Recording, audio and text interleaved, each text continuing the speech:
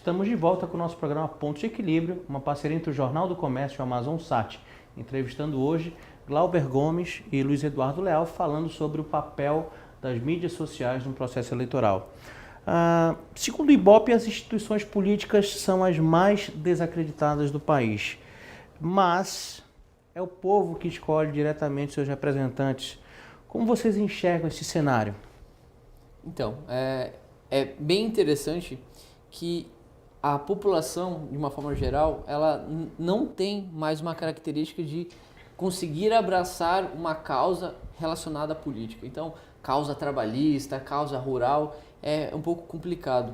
E em função de tudo que tem acontecido no Brasil, a questão de ficha limpa e tudo mais, que foi projeto feito pelas redes sociais, isso é importante de ser falado, e não tem uma representatividade.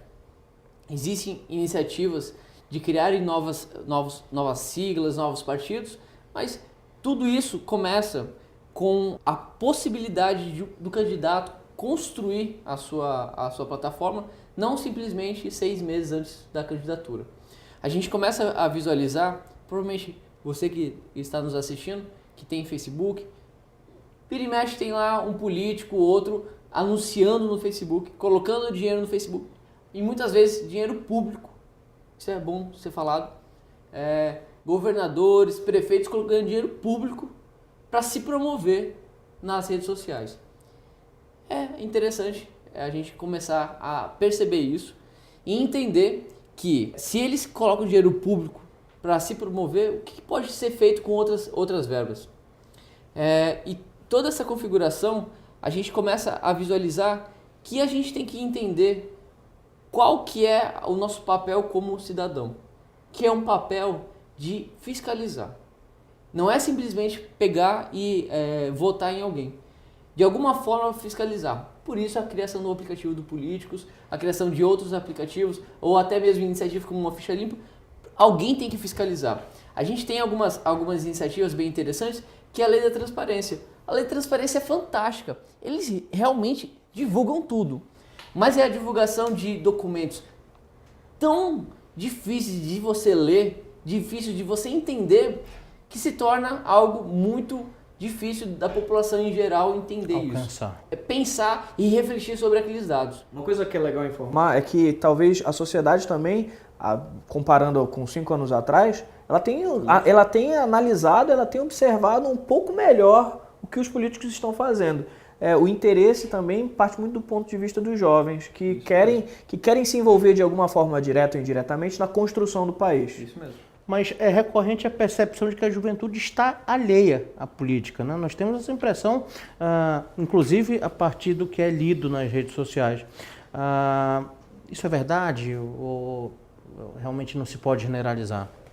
As últimas manifestações mostraram que a grande maioria das pessoas presentes nessas manifestações de rua, na passagem, então, eram pessoas jovens, assim, eram jovens tentando, assim, eu confesso que muitos deles eu imagino que não eram jovens politizados.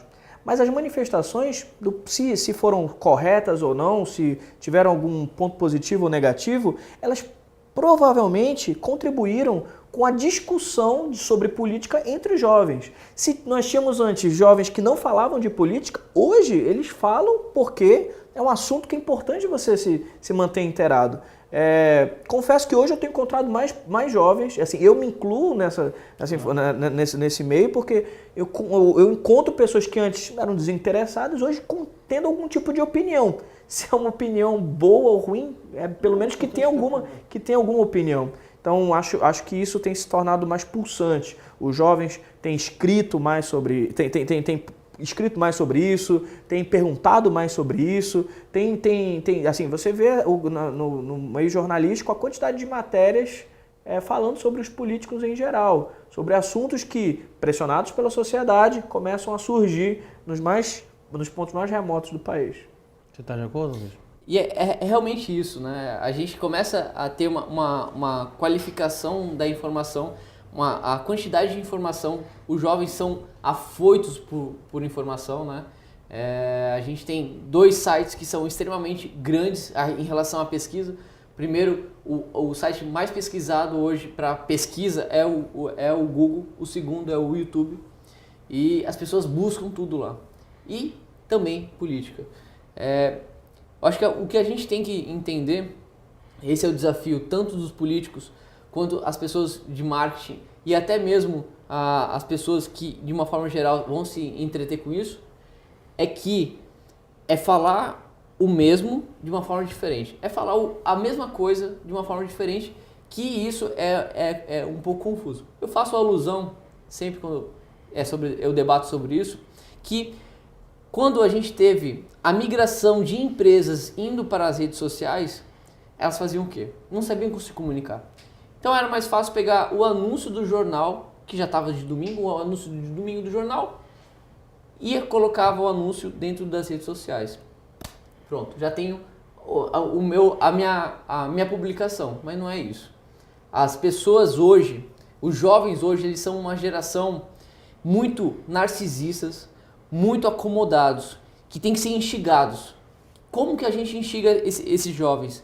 Através de convocação para uma causa, a convocação para a melhoria de alguma coisa, que foi isso que aconteceu nas manifestações. E outra forma de mensurar isso, o termômetro, mesmo que pequeno, foram todas as mensagens positivas de apoio no lançamento do aplicativo do Políticos, por exemplo. Sim, vemos uma enxurrada de pessoas que apoiam, sugerem, agradecem, falam, nossa, que fantástico, finalmente algo fácil que eu posso utilizar. Outros, nossa, por que eu não pensei nisso antes? Sim, são coisas simples e você vê que a grande maioria desse público são os usuários de smartphones e que são usuários que são jovens, são pessoas envolvidas com a tecnologia, então existe isso também. Glauber, eu vou aproveitar esse último minutinho do programa para falar um pouquinho sobre o trabalho dos Global Shapers, você que está assumindo a coordenação do grupo agora. Quais são os projetos em pauta, como é que está o grupo? Então, hoje eu fui recentemente eleito curador, é uma honra poder fazer parte do grupo.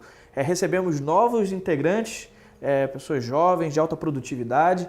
Nós temos aí uma série de opções de projetos em que nós vamos começar a implementar de forma local e de forma nacional.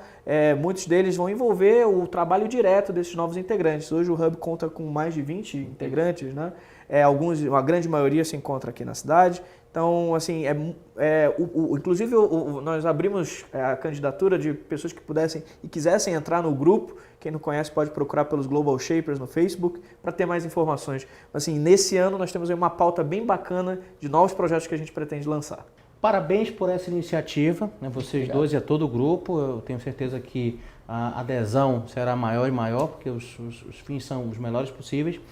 Queria colocar o nosso espaço sempre à disposição do trabalho de vocês. Muito obrigado. Espero que em casa vocês tenham gostado. Não deixe de participar do nosso programa por intermédio do Facebook, programa Ponto de Equilíbrio, onde você pode trazer as suas críticas, as suas sugestões de pauta. Muito obrigado e até a próxima semana.